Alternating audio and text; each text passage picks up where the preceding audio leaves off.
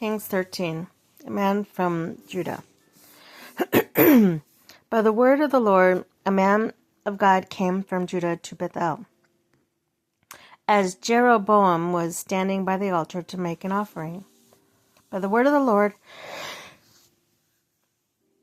he cried out against the altar, "Altar, altar, this is what the Lord says. A son named Josiah will be born to the house of Israel. On you he will sacrifice the priests of high places." Of the high places who make offerings here, and human bones will be burned on you. Wow. That's deep. That same day, the man of God gave up a sign. "This is the sign the Lord has declared. The altar will be split apart, and the ashes on it will be poured out." When the king Jeroboam heard what the man of God cried out against the altar at Bethel, he stretched out his hand from the altar and said, "Seize him." But the hand he stretched out towards the man shriveled up so that he could not pull it back. Also the altar was split apart and its ashes poured out according to the sign given to the man of God by the word of the Lord. Then the king said to the man of God, "Intercede with the Lord your God and pray for me that my hand may be restored." So the man of God interceded with the Lord, and the king's hand was restored and became as it was before. The king said to the man of God, "Come home with me for a meal, and I will give you a gift."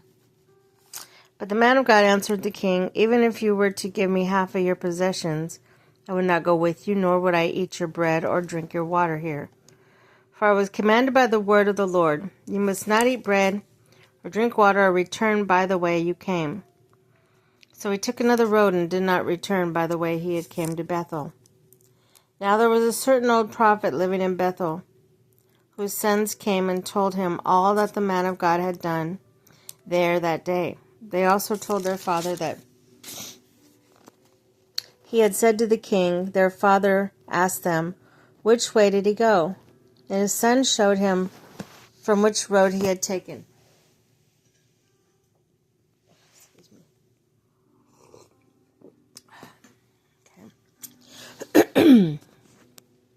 He said to his son, "Saddle the donkey for me." And when they saddled the donkey for him, he mounted it and rode after the man of God. He found him sitting under an oak tree and asked, "Are you the man of God who came from Judah?" "I am," he replied. So the prophet said to him, "Come home with me and eat." The man of God said, "I cannot turn back and go with you, nor can I eat bread or drink with you in this place.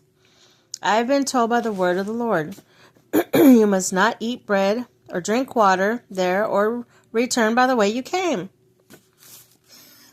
The old prophet answered, "I am too a prophet as you are, and an angel said to me by the word of the Lord, bring him back with you to your house that we may eat bread and drink water."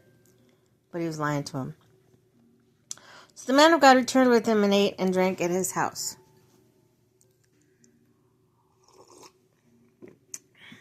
Okay. While they were eating at the table, the word of the Lord came to the old prophet who had brought him back.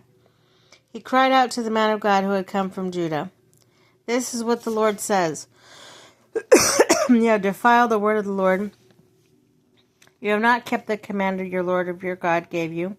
You came back and ate bread and drank water in the place where he told you not to eat or drink. Therefore your body will be buried in the tomb of your ancestors."